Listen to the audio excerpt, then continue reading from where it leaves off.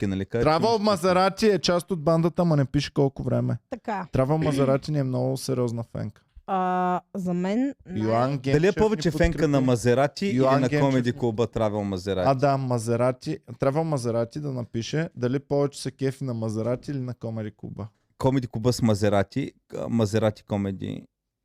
А Мазератите, между другото, много Токата няма се в България. дразни, че сме прекъснали възлова тема в подкаста. Какво?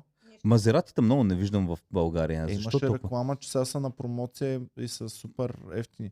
Имаше реклама, замисли в момента само за 149 хиляди. Между другото, Иван, ти нали се чудише за Шкодата? Да.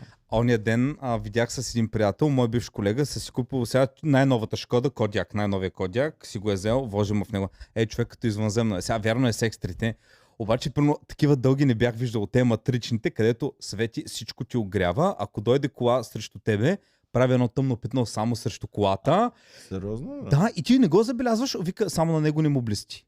И никой не му присветва и много яко, много готино. Не знаех, Много. това е добро. Вътре е такъв лукс, толкова готино направо за мен е.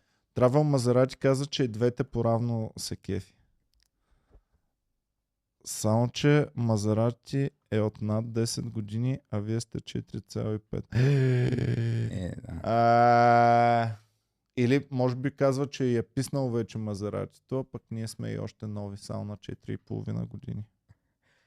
Както да е.